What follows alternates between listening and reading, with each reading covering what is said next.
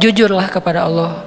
Jadi jujurlah kepadaku itu, ku di situ Allah ya, bukan ku seperti di lagu. Jadi jujurlah kepada Allah. Cara jujur kepada Allah, kita harus tanya, yang kita lakuin ini ada hubungannya nggak dengan Allah? Kalau ada, pasti Allah kasih keajaiban. Contoh, Zakaria. Zakaria tuh doa kan panjang kan, lama banget ya. Berdoa dari sejak beliau muda sampai beliau tua. Tapi coba perhatikan kalimat doa Nabi Zakaria ketika beliau sudah tua. Ada dua kalimat, ada di surat Ali Imran, ada di surat Maryam. Kalau di surat Ali Imran, Zakaria berdoa, hunalika da'a Zakaria rabbah qala rabbi habli min ladunka dzurriyyatan thayyibah innaka sami'ud du'a. Kalau di surat Maryam, wa inni khiftul mawaliya min warai wa kanat imraati aqira fahab li min ladunka waliya yarithuni wa yarithu min ali yaqub waj'alhu rabbi radiyya.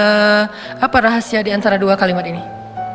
Kenapa Nabi Zakaria berdoa panjang dalam hidupnya belum Allah kabulkan? Bukan tidak, belum. Kenapa pas habis doa ini langsung Allah kabulkan? Langsung Allah bilang, fanadathul malaikah. Kalau di surat Maryam, ya Zakaria, langsung Allah panggil. Kenapa cepat dikabulkan? Karena di dua doa ini Nabi Zakaria udah mulai mengkonekkan antara keinginannya dengan Allah. Kalau di surat Ali Imran, Nabi Zakaria ngelihat Maryam yang dapat makanan dari langit. Aduh, ini anak soleha banget, dicinta banget sama Allah, sampai segitu-segitunya Allah memperlakukan anak kecil ini. Anak SD duduk di sebuah ruangan kecil, mihrab namanya. Terus lapar, Allah yang ngasih makan. Dia belum berdoa, dia lapar doang, Allah langsung datangkan makanan. Dan yang bawa makanan apa? Bukan gosen, malaikat. Dibawa gosen aja bikin kita nyaman kan ya. Males keluar, udah aja gosen kan murah ya, tinggal klik. Kalau misalnya nggak ada saldonya ya bayar cash lah ya, mudah banget, 10 menit datang gitu. Ini lebih dahsyat daripada gosen, malaikat yang datang dan makanannya masih hangat, terjamin nggak ada sama sekali penyakit di dalamnya. Dibawa oleh malaikat, dihidangkan depan Maryam, malaikat balik, Nabi Zakaria masuk. Kata Nabi Zakaria, ya Maryam, anna laki hadza, kamu dapat dari mana makanan ini? Kan paman belum kirim kan? Ini baru paman bawa. Kata Maryam, huwa min indillah, Allah yang kirim. Anak SD ngomong gitu. Ada nggak anak SD sekarang? Dek, dapat dari mana? Allah yang kirim, Om. Wah, itu soleha banget kan? Tingkat dakwah tuh luar biasa. Allah yang kirim. Ya memang nggak ada lagi. Emang adanya cuma di zaman itu. Maryam sampai bilang, dari Allah, paman. Allah yang kirim. Dan Allah bukan hanya ngomong Allah yang kirim, sampai ceramahin Zakaria. Innallaha yarzuqu may yasha'u bighairi hisab. Allah itu paman, kalau ngasih rezeki itu nggak bisa dihitung-hitung loh. Bin haitsu la yahtasib. Oh iya. Jadi Zakaria dapat taklim dari Maryam. Cuma nanya satu hal tapi dapat ilmu lebih dari yang dia tanya.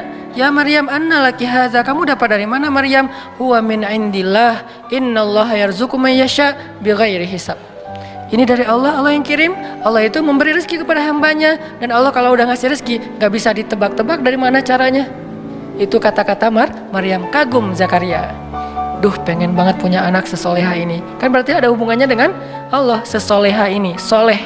Baru hunalika, saat itu juga di sana Zakaria berdoa, Rabbi habli min ladunka dzurriyyatan thayyibah. Kayak gitu ya Allah, saya pengen kayak gitu. Langsung Allah kirim malaikat, katakan ke Zakaria dia akan punya anak persis kayak Maryam, tapi namanya jenis kelaminnya laki-laki, namanya Yahya. Kalau di surat Maryam, apa doa Zakaria? Wa inni khiftul mawali min warai wa kanat imraati aqira. Ya Allah, dakwah saya nanti siapa yang akan meneruskan kalau saya nggak punya anak? Itu intinya. Jadi pengen punya anak bukan sekedar pengen lucu-lucuan, pengen ada qurrata ayun, penyejuk hati apa, pengen bangga-banggaan anak saya sarjana, anak saya apa segala macam. Bukan, pengen punya anak karena pengen ada yang nerusin dakwah beliau. Karena ada hubungannya dengan Allah kan? Berarti melibatkan Allah dalam permintaannya. Wa inni khiftul mawali wa kanat imraati aqira fahab li min ladunka waliya. Bukan walada, bukan waliyan. Apa beda waladan dengan waliyan? Waladan cuma anak, waliyan penerus. Beri saya seorang anak yang meneruskan perjuangan saya, dakwah saya, pengajaran saya, taklim saya di Masjidil Aqsa. Yarithuni, tuh ada lagi kalimat penjelasnya. Yarithuni wa yarithu min ali Yaqub waj'alhu rabbi radiyya. Yang mewarisi perjuangan aku, mewarisi perjuangan dari keturunan Yakub dengan keturunan yang luar biasa, orang-orang soleh semua. Maka jadikan dia anak yang kau ridhai ya Allah. Langsung Allah ketika dengar kalimat ini, ya Zakaria, langsung dipanggil sama Allah. Itu cara kalau kita pengen dapat kejutan dari Allah. Libatkan Allah dengan niat. Caranya, coba cari apa hubungannya antara maunya kita dengan Allah, antara proyek kita dengan Allah, antara usaha kita dengan Allah, antara permintaan kita, life goals kita dengan Allah. Kalau nggak ada hubungannya, kita disuruh jalan sendiri. Tapi kalau ada hubungannya, Allah akan support kita. Ya Zakaria, langsung Allah panggil. Inna nubashiruka bi ghulam. Bahagialah wahai Zakaria, berbahagialah, kamu akan punya anak. Ismuhu Yahya, lam naj'al lahu min qablu samiyya. وآتيناه الحكم صبيا وحنانا من لدنا وزكاة وكان تقيا وبرا بوالديه ولم يكن جبارا عصيا وسلام عليه يوم ولد ويوم يموت ويوم يبعث حيا. Spesifik, luar biasa nih, dikasih dengan spesifik yang istimewa. Bukan cuma nih anak laki-laki yang kamu minta, enggak. Allah langsung kasih tahu anaknya itu kayak gimana. Anaknya cerdas, anaknya soleh, anaknya terjaga, anaknya nggak pernah nggak pernah emosian, anaknya nggak pernah baperan, nggak pernah durhaka, nggak gini. Baik banget. Kalau di surat Ali Imran dia siddiqan wa hasuran wa nabiyan, musaddiqan wa hasuran wa nabiyan, anak yang meneruskan perjuangan dakwah, anak yang hasur, menjaga kehormatan, anak yang nabiyan, menyampaikan kebenaran. Ini luar biasa. Kenapa? Karena Zakaria mengaitkan keinginannya dengan Allah. Jadi kalau kita punya satu keinginan, punya satu, bahkan mungkin bukan hope tapi wish, sesuatu yang kadang-kadang kayak nggak kebayang kita bisa nggak sih? Nggak masalah, make a wish, kita bikin sebuah harapan yang menurut kita mungkin gak susah diwujudkan, tapi ketika sebuah harapan yang kita anggap sesuatu yang gak mungkin dilibatkannya kepada Allah, apa sih yang gak mungkin buat Allah? Apa sih yang sulit buat Allah? Bukankah semuanya itu ada dalam pengaturan Allah? Biyadihil mulk. Arti biyadihil mulk, semuanya itu dalam kekuasaan Allah Subhanahu wa taala. Terserah Allah mau diapain. Caranya di sini. Faman kanat hijratuhu ilallahi wa rasulih, fa hijratuhu ilallahi wa rasulih. Akhirnya para sahabat yang berhijrah dalam konteks hijrah, berhijrah meniatkan karena Allah. Contohnya, misalnya ada yang berhijrah seorang diri, seperti Suhaib Ar-Rumi. Banyak sahabat yang hijrah seorang diri. Beda sama Umar ya. Kalau Umar kan hijrahnya posting ya. Sebelum hijrah posting dulu. Captionnya, ahli Mekah, orang-orang Mekah. Dia mention satu persatu. @Abu Jahal, @Abu Sufyan. Satu-satu di mention sama Umar. Terus terakhir pakai hashtag ahli Makkah, ya ahla Makkah, ya ma'syara Quraisy, ya Aba Jahal, ya Abu Sufyan, ya banyak banget. Ya itu kan ya, bahasa Arabnya ya, bahasa Instagramnya . Setelah dimention satu-satu dia bilang apa? Fa'lamu anni muhajir. Ketahuilah kalian, gua pengen hijrah. Hijrahnya tuh dikapitalin lagi tuh, gede tulisannya biar orang tahu kalau dia mau hijrah. Terus di bold, saya mau hijrah. Siapa yang pengen istrinya jadi janda, anaknya jadi yatim, tunggu saya di balik bukit itu. Ditunjukin Sherlock bukit mana yang disuruh tungguin. Saking spesifiknya Umar bin Khattab, nggak ada yang berani nungguin Umar. Tapi pertanyaan saya ini mungkin pertanyaan penasaran, kenapa Nabi nggak hijrah bareng Umar aja kalau kayak gitu? Kan hijrah bareng Umar aman banget kan ya? Kata Umar, orang Mekah, gua mau hijrah bareng Rasulullah. Ada yang berani nungguin nggak? Siapa yang mau istrinya jadi janda, anaknya jadi yatim, tunggu kami, saya dan Rasulullah di belakang bukit. Kan aman tuh hijrahnya. Kenapa Nabi nggak hijrah bareng Umar aja sih, biar gampang, nggak ada adegan Surakoh, nggak ada adegan sembunyi dalam gua Thur, nggak ada adegan diikat talinya oleh anaknya Abu Bakar, Asma binti Abu Bakar. Kan nggak ada adegan-adegan yang sulit. Nggak ada adegan Ali harus tidur di tempat tidurnya Nabi. Kenapa? Hijrahnya dikawal sama Umar bareng dengan Hamzah, dua petarung Mekah yang disegani. Nggak ada yang berani sama dua orang ini nih. Di depan Umar, di belakang Hamzah. Siapa yang berani mencegat sebuah karavan manusia yang di depannya Umar, belakangnya Hamzah? Nggak ada yang berani. Buktinya pas di Mekah mereka lagi demo, kan mereka pernah demo di Mekah. Awal-awal Umar masuk Islam dengan Hamzah kan demo kan. Langsung demonya apa? Demonya dengan keluar dan mengatakan La ilaha illallah Muhammadar Rasulullah, La ilaha illallah Muhammadar Rasulullah, keliling Mekah, keliling Ka'bah.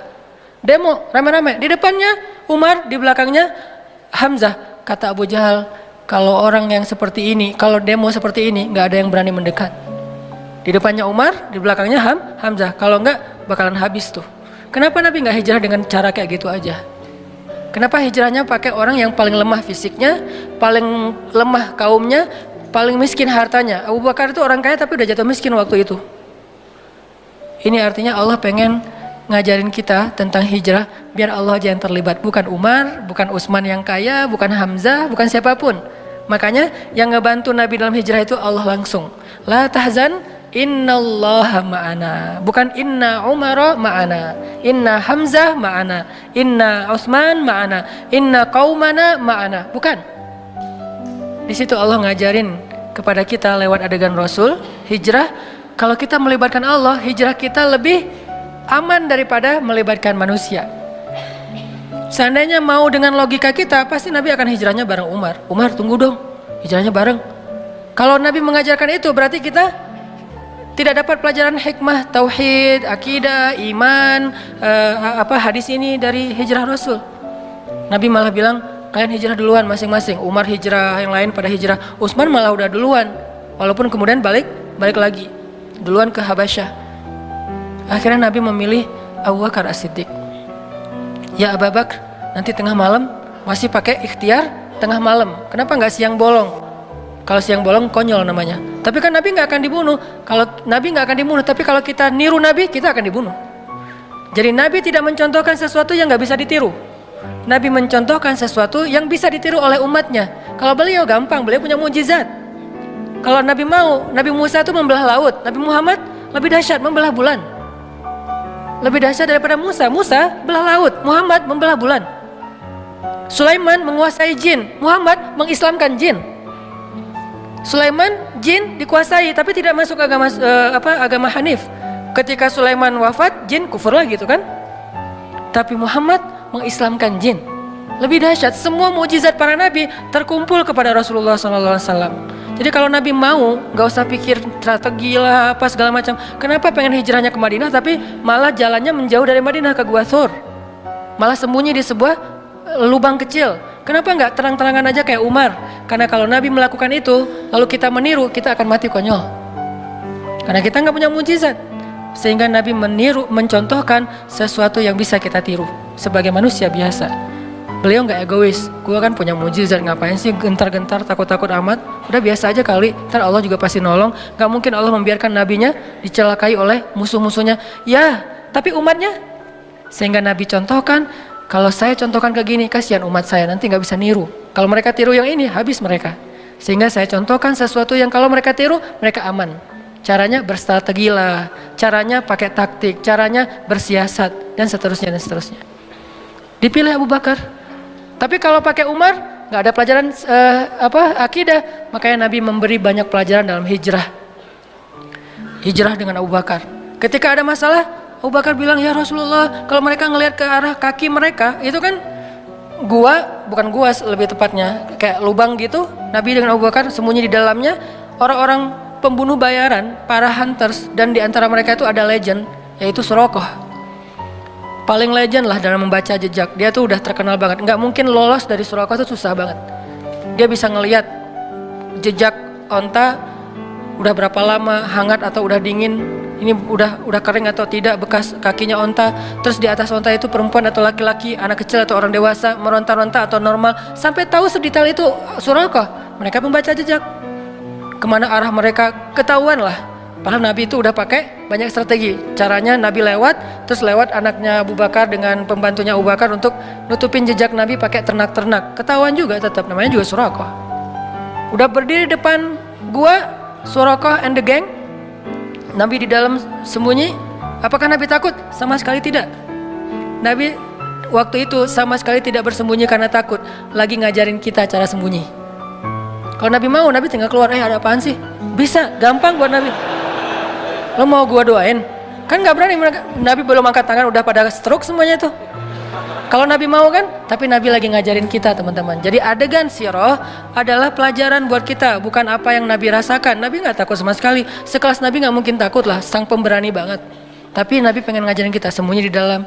Abu Bakar resah, bingung nih, mana nih kalau mereka ngeliat ke atas, ke bawah. Mereka udah ngeliat ke atas bukit nggak ada, ngeliat ke kanan nggak ada, ngeliat ke kiri nggak ada, ngeliat ke belakang nggak ada. Cuman satu lagi yang nggak dilihat, ke bawah. Allah tahan pandangan mereka untuk ngelihat ke bawah. Ini cara Allah nolong mereka. Walaupun sebagian ulama bilang ada sarang laba-laba dan merpati, tapi sebagian besar ulama mengatakan tidak. Ini masih perdebatan lah ya, Allahu alam. Yang jelas, yang pasti di antara mereka sepakat, Allah memalingkan mata mereka dari melihat ke bawah. Sehingga Abu Bakar bilang, ya Rasulullah, kalau mereka ngelihat kita ke bawah pasti ketahuan. Terus ntar kita gimana ngelawan mereka? Kita nggak bawa senjata, berdua pula. Mereka ada lebih dari 20 orang dan semuanya itu petarung. Nabi mengatakan, ya Abu Bakar, ma zannuka bisnain? Ya Abu Bakar, kenapa kamu pikir kita cuma berdua? Ini melibatkan Allah. Ini di sini nih. Kenapa kamu pikir kita cuma berdua, Abu Bakar? In Allahu salisuhuma. Allah yang ketiga. Jadi kalau kita berdua, mungkin kita perlu khawatir. Tapi kalau kita bertiga, la tahzan, innallaha ma'ana. Enggak usah khawatir Abu Bakar, Allah bersama kita. Abu Bakar orang soleh, digituin, ya langsung tenang. Kalau Abu Bakar bilang tapi, pasti ketahuan tuh. Karena kalau kita berburuk sangka kepada Allah, maka Allah tergantung prasangka hambanya. Berhubung Abu Bakar ini as-siddiq, orang yang selalu membenarkan, nggak pernah protes, nggak pernah membantah, maka ketika Nabi bilang la tahzan innallaha ma'ana, Abu Bakar langsung tenang, langsung oh ya innallaha ma'ana, innallaha ma'ana, ya udah tenang aja. Mau tidur dulu Rasul? Santai. Mereka akhirnya nggak ngeliat ke bawah, udah pergi aja, udah pergi, tinggal berdua. Besok keluar, melanjutin perjalanan, diketahuan lagi sama Suraqah, karena mereka nggak mau nyerah. 2 hari mereka tungguin, nggak mungkin Muhammad pergi, karena aku udah baca beberapa tempat jalan keluar dari Mekah itu nggak ada jejak mereka, pasti mereka ada di sini. Suraqah punya feeling, instingnya tuh bagus. Belum keluar Muhammad, belum keluar, dia cari siang malam, ketahuan juga pas hari Nabi keluar Mekah. Dari kejauhan Suraqah ngelihat, pas Suraqah ngelihat dikejar oleh Suraqah, kan Nabi udah bilang innallaha ma'ana, Allah bersama kita, biar Allah aja yang beresin Suraqah, nggak usah kita jalan aja santai. Abu Bakar jalan, nggak usah dipercepat langkahnya. Sampai Nabi bahkan nggak mempercepat langkahnya loh, dikejar sama Suraqah dengan ontanya ngambek, nggak mau jalan, tiba-tiba kayak habis bensin gitu loh. Kenapa sih kok mogok nih onta gua nih? Onta Suraqah tiba-tiba mogok, padahal itu onta bagus banget loh, 4000 cc kali ya, cepet banget ya. Kenapa mogok? Onta bagus, baru juga, malah STNK-nya juga BPKB-nya juga belum jadi gitu. Kok udah mau mogok? Heran Suraqah. Akhirnya Suraqah turun jalan, pas dekat dengan Nabi, Nabi bilang, "Ya Suraqah, ma bika ya Suraqah. Kamu kenapa sih Suraqah gini-gini amat sama saya?" kata Nabi. Suraqah nggak enak gitu. Nabi itu kan orangnya kayak mempesona ya. Kalau Nabi udah menatap, orang lihat, aduh kegeeran gimana. Nabi itu keren banget loh. Bukan dalam arti negatif ya, dalam arti nggak enak. Orang segan sama Nabi itu segan banget. Kalau ngeliat wajah Nabi langsung yang marah nggak jadi marah. Saking sempurnanya akhlak Nabi SAW. Jadi kalau Yusuf sempurna fisiknya, Nabi sempurna akhlaknya. Yusuf mempesona fisiknya, Nabi mempesona akhlaknya. Jadi kalau ada cewek ke Yusuf kelepek-kelepek, ke Nabi kelepek-kelepeknya jadi masuk Islam. Siapa? Sofia. Jadi kalau di zaman Yusuf ada istri Al-Aziz kelepek-kelepek sama Yusuf sampai digoda berbuat dosa. Kalau Nabi kelepek-kelepek bukan digoda buat dosa, jadi taat. Itu kan keren banget ya. Gara-gara dekat sama Nabi yang tadi benci banget, kata Sofia, tidak ada orang yang lebih saya benci di muka bumi daripada Muhammad. Tiba-tiba setelah beberapa saat Nabi ngomong, terkesima dengan kata-kata Nabi, santun banget, pemilihan diksinya tuh tepat banget, sampai kemudian dia bilang, tidak ada orang yang lebih saya cintai di muka dunia daripada Muhammad. Dari benci banget jadi cinta banget. Langsung dia bilang, ya Muhammad, saya pernah mimpiin kamu loh, gitu ngomongnya. Tadi nggak ngomong, diam-diam aja, diam-diam baik. Sekarang, saya pernah mimpiin kamu loh katanya. Sampai curhat, saya pernah mimpiin kamu loh. Mimpi gimana? Saya pernah mimpi tiba-tiba di atas kota Madinah ada rembulan, sempurna, bulat, terang, jelas. Lalu jatuh ke pangkuan saya. Itu kan mimpi romantis banget ya. Jatuh ke pangkuan saya. Dan kata suami saya, itu maksudnya saya nanti akan dinikahi oleh engkau Muhammad. Tapi saya ditampar oleh suami saya. Ya iyalah, lo mimpi gitu cerita ke suami ya pasti masih mending ditampar. Wah ini bahaya nih, selingkuh dalam mimpi. Akhirnya Nabi Muhammad melamar Sofia karena emang Allah sudah memilihkan Sofia untuk Rasulullah. Saking istimewanya Sofia ini, karena orang yang menikahi Rasulullah itu bukan Rasulullah berhasrat ke dia, enggak, Allah yang berhasrat ke dia. Hasrat apa? Hasrat terhadap kesolehannya. Karena Allah cinta kepada Sofia, ya udah kayaknya nggak ada cowok yang pantas buat Sofia selain Muhammad.